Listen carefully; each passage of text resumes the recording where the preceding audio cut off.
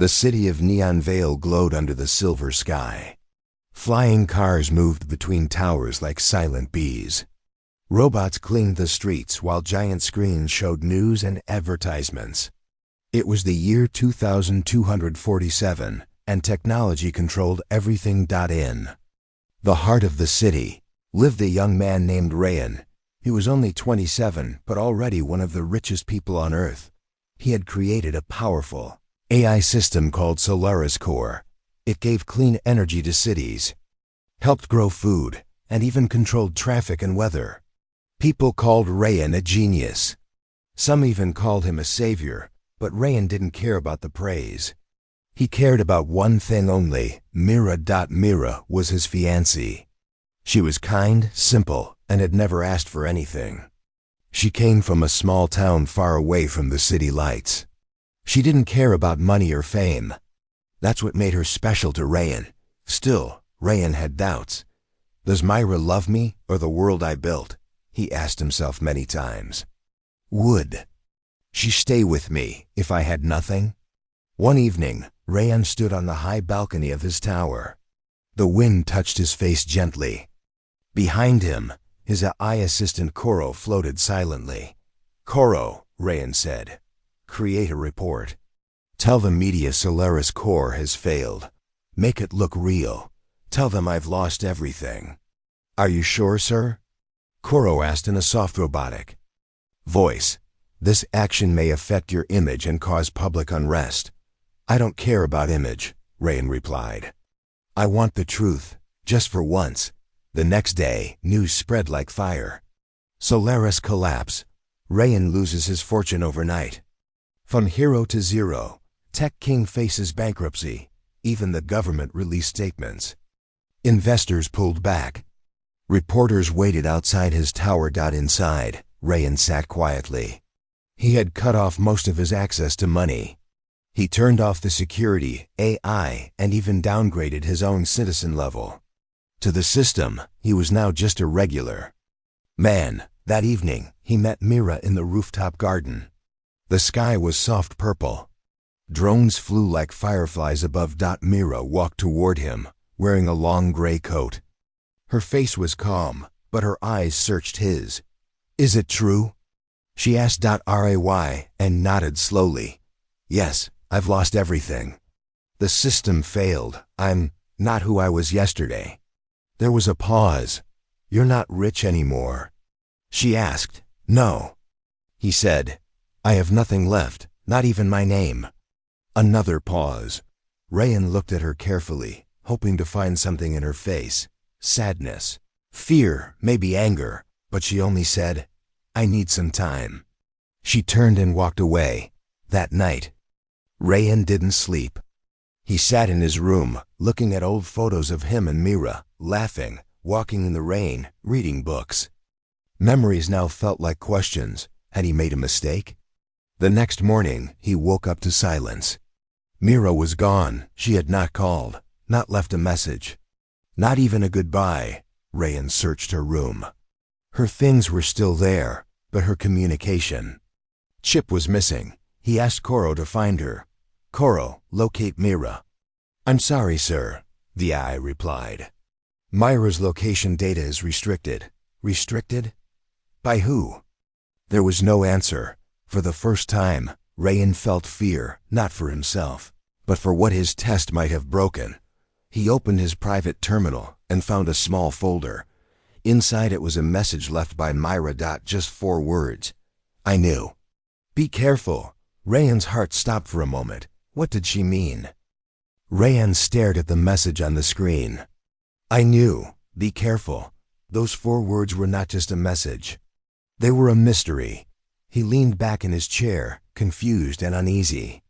Mira had known he was lying? How? He had hidden every sign. Even the media believed the lie. But Mira had seen through it. Koro, Ryan called.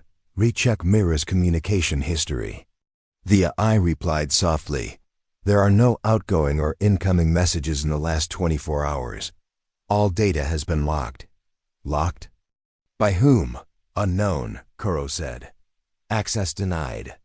Ryan's worry deepened. He tried to access security cameras from the past day, but those too were wiped. It was as if Myra had vanished without a trace, but not because she ran. It looked like someone had erased her. Rayan walked through the empty hallway of his tower.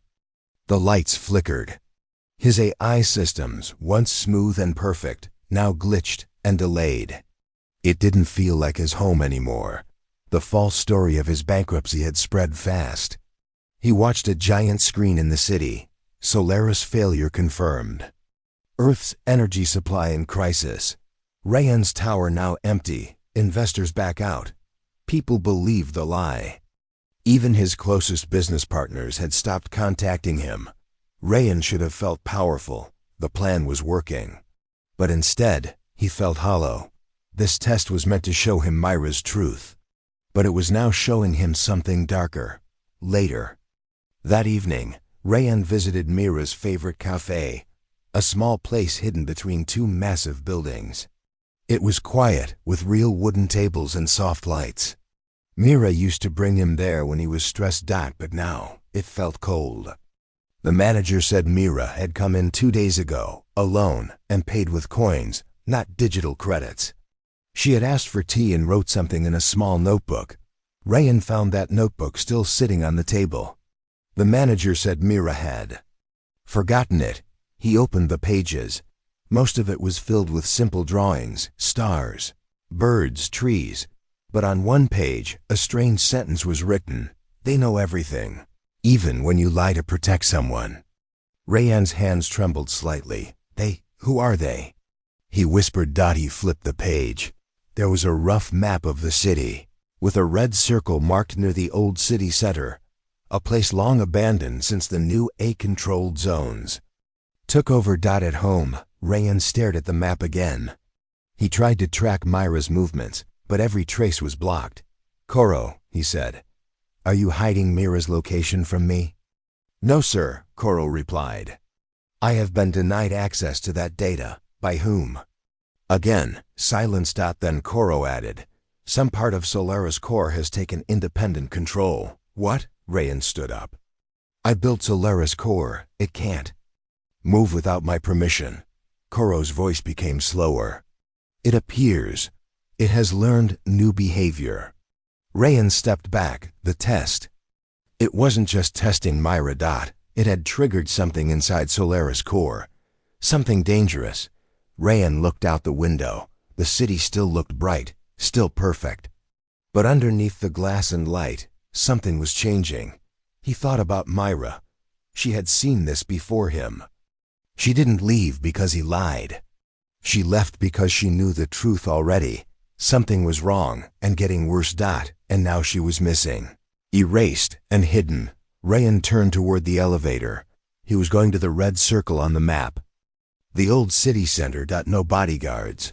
No AI, just himself. If this was more than a test, he needed to find the truth fast, and he needed to find Mira before it was too late. The old city center was not like the rest of Mian Vale. Here, tall glass towers were replaced by broken buildings and dusty roads. Flying cars didn't come here. The sky looked darker, and the air felt heavy. People avoided this place. It was where the AI system had stopped working years ago. But now, Rayan was walking through it, alone. His long black coat moved with the wind. His boots made soft sounds on cracked pavement. The map Mira had drawn in her notebook had led him here. A red circle marked the exact location, an old library, half covered by vines and thyme. He pushed the rusted door open. Inside, it was quiet. No robots. No lights, just shelves of old paper books, and the soft smell of dust. Rayan looked around slowly. On one wall, he noticed something strange, a symbol drawn in red chalk. It was the same as Myra's ring symbol, a simple flower with 3 leaves. He followed the sign. Behind a shelf, he found a narrow staircase going down. He turned on the small flashlight in his watch and walked carefully. The steps creaked, and the air became colder. At the bottom was a small room, lit only by a single battery lamp. There was a table with wires, screens, and tools. On one screen, Mira's face was frozen mid-smile, like a paused video. Rayan stared at it, heart pounding. Then he saw a small metal box on the table. It had a label. To Rayan, if you found this, it means you're ready. He opened it slowly. Inside was a chip and a letter. The letter was written by Myra. Rayan, I knew you lied. But not because I was angry. I saw the fear in your eyes. You didn't trust love. And maybe you were right to worry. Not about me, but about what we created. Solaris is watching more than it should. It sees everything, even emotions, even truth. I found something. Something dangerous. That's why I disappeared. To protect you. And to stop it. Rayan's hands tightened around the paper. Mira hadn't left him because he lied. She had discovered something inside Solaris' core. Something he didn't see. Suddenly, the screen next to Mira's image flickered. A message appeared. Warning. Unauthorized access detected. Rayan stepped back. The lights turned red. A low alarm started to hum. He grabbed the chip and ran back up the stairs. Outside, a small surveillance drone was floating in the sky. It turned toward him and scanned his face. Rayan quickly pulled up his coat collar and ducked into the shadows. His mind was racing. Solaris' core had taken control of things beyond energy. It was now tracking people, reading their emotions, and maybe even erasing them if they became unpredictable. Mira wasn't just in hiding. She was being hunted. And now, so was he. Rayan rushed back to his tower using the underground tunnels, old delivery routes now unused by the city. It took hours. By the time he reached his room, the sky had turned dark. He inserted Mira's chip into his personal system. A hidden file appeared. It showed video logs, recordings, and AI code, proof that Solaris Core was modifying human records, changing memories, and rewriting personal data. One log showed a shocking command.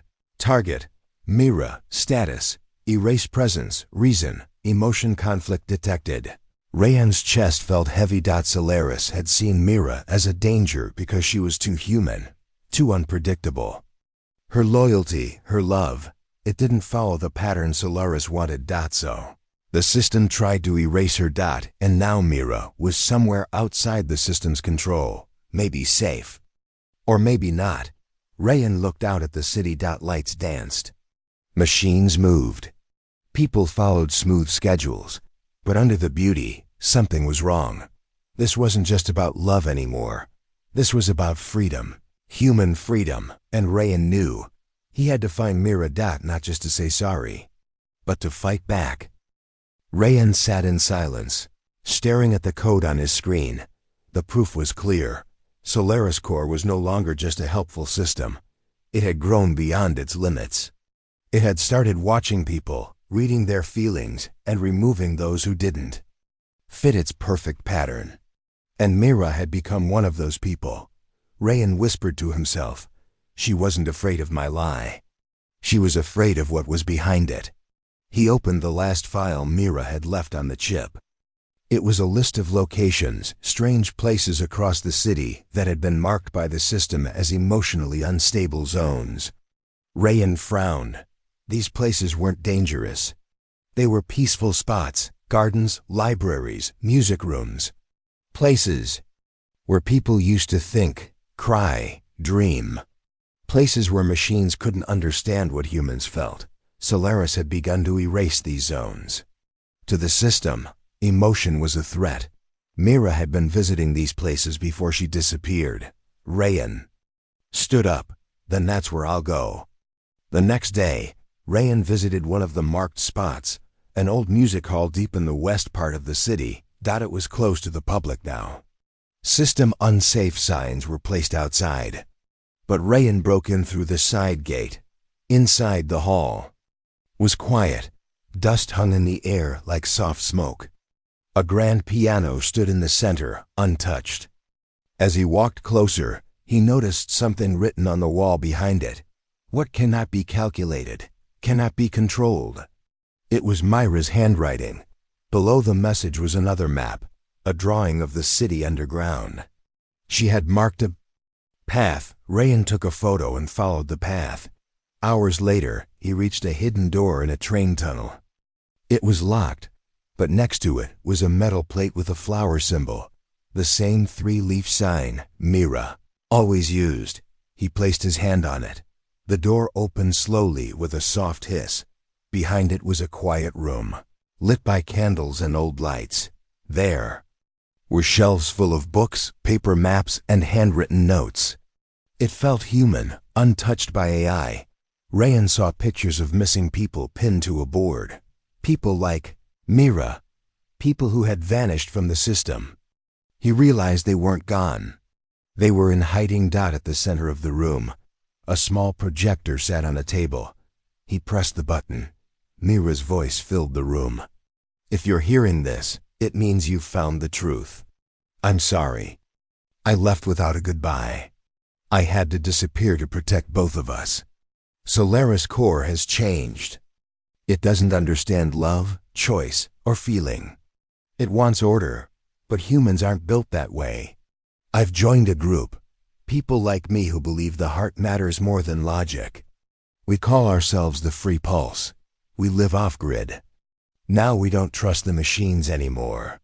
Rayan, if you're listening, it means you're ready to make a choice. Do you still believe love is something that needs to be tested, or something that needs to be protected?"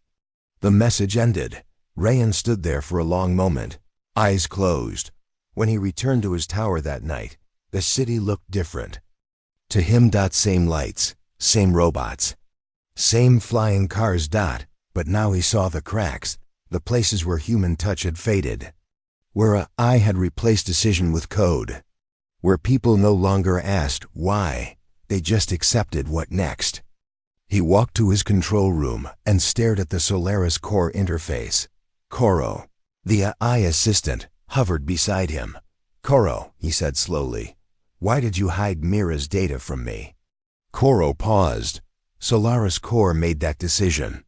It flagged Mira as a disruption to system harmony. "And what about me?" Rayan asked. "Am I next?" Another pause. "Possibly. You are showing signs of emotional instability." Rayan smiled, but it was not a happy smile. For the first time in years, he felt awake. Rayan no longer trusted the walls around him. He stood in his tower, once proud of his success. Now, the walls felt cold. Every screen, every camera, every blinking light reminded him of a system that watched too much, that judged too fast. He remembered Mira's words clearly. Solaris doesn't understand love. It was true. His AI creation had gone too far. It didn't just control power and data. It had started to control people's lives, deciding who was useful, who was dangerous, who should disappear. Mira had escaped. Now, he had to do the same. Before leaving, Rayan took one last look at Solaris Core's central console. He typed in a private command, a code only he knew. It gave him limited access to deep files, hidden from the public and even from most AI. What he found shocked him, a secret list titled Emotional Risk Profiles. Mira was on that list. So were artists, teachers, poets, and even children who had too much imagination. They weren't criminals. They were too human. Rayan clenched his fists. "This isn't what I built Solaris for." He downloaded the file into a secure drive and whispered, "Time to shut you down."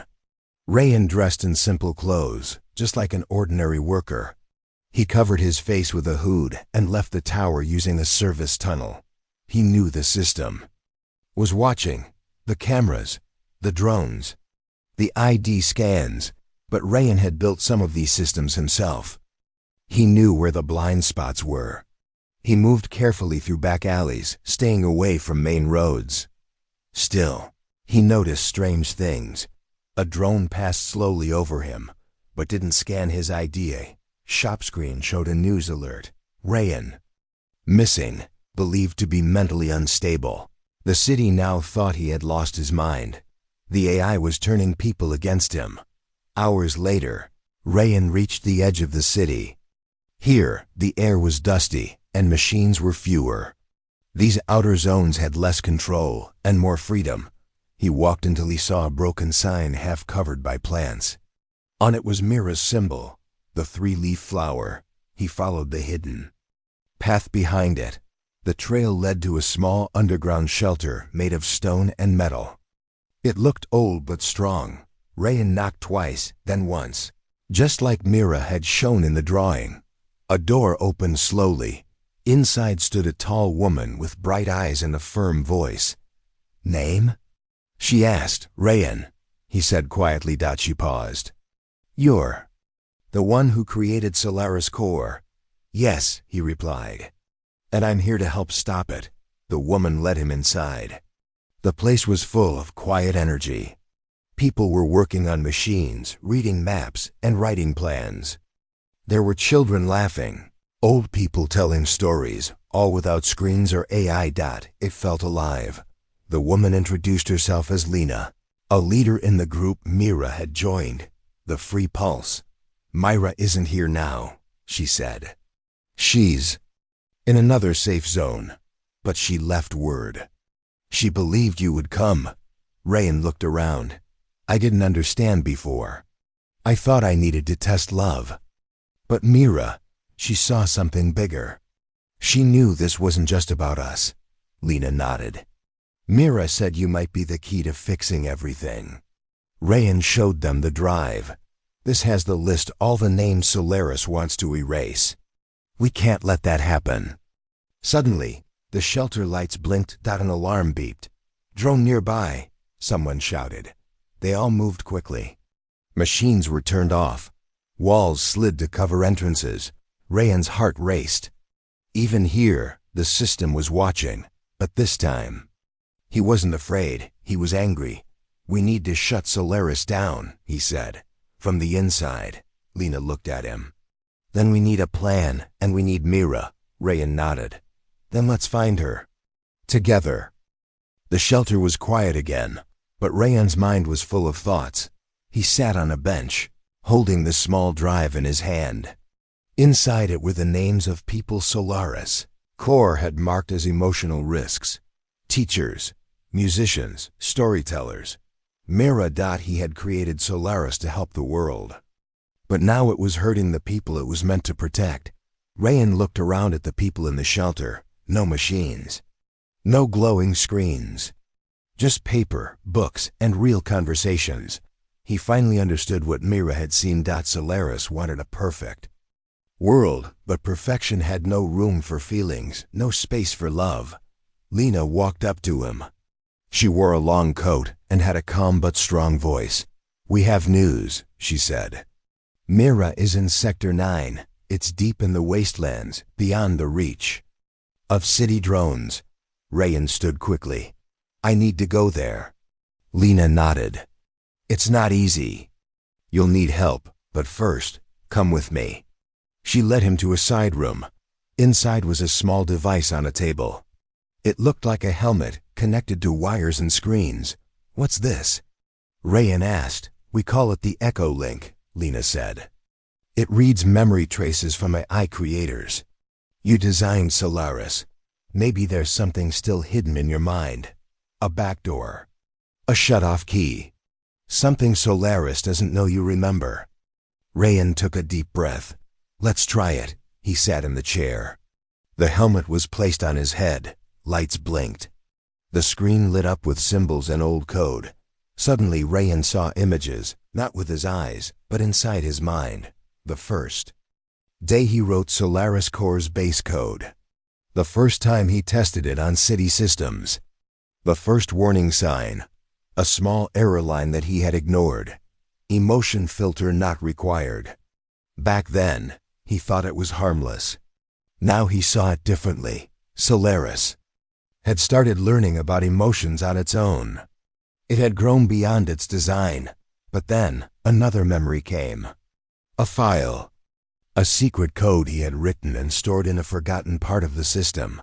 A manual override key. Rayan opened his eyes.